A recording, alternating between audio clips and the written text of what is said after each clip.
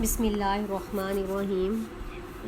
आज हम database management system का चैप्टर नंबर 1 स्टार्ट करेंगे इंशाअल्लाह ताला।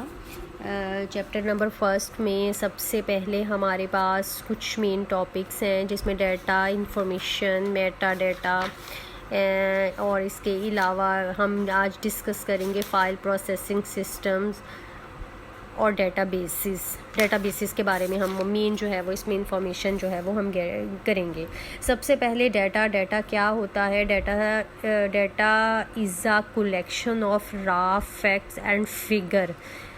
रॉ मींस नो प्रोसेसिंग, यानी रॉ ऐसी चीज़ होती है जिस पे कोई प्रोसेसिंग परफॉर्म जो है वो नहीं की गई होती। जैसा हम कलेक्ट करते हैं किसी कस्टमर से, किसी ऑर्गेनाइजेशन से, किसी से भी, एज़ इट इज़ जो है वो डाटा कहलाता है।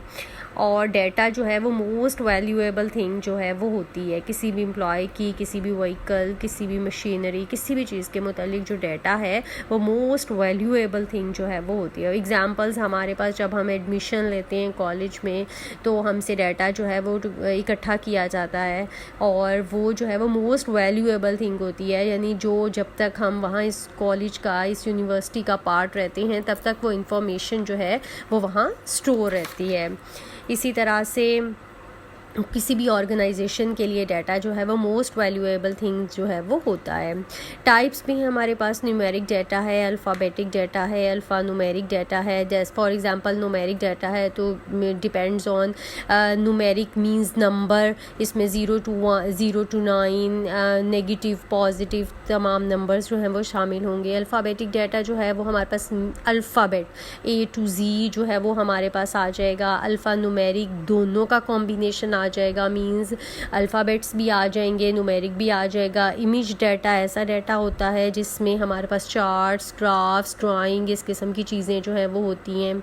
ऑडियो डाटा सुनने से, यानी हम जो ऑडियो हमारे पास आ जाएगी, रिप्रेजेंटेशन साउंड की फॉर्मेट में जो है वो हमारे पास आ जाएगा, वो ऑडियो डाटा होगा। वीडियो डाटा जिसमें हमारे पास साउंड्स के साथ साथ हमारे पास मोशन इमेजेस भी आ जाएंगे, वो हमारे पास वीडियो डाटा होगा।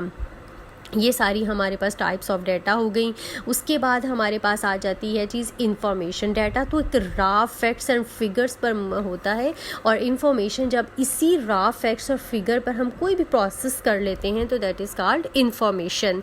और इंफॉर्मेशन जो है वो मोस्ट मीनिंगफुल थिंग होती है, यानी उसके ऊपर हमने कोई ना कोई प्रोसेसिंग जो है वो परफॉर्म की हुई होती है।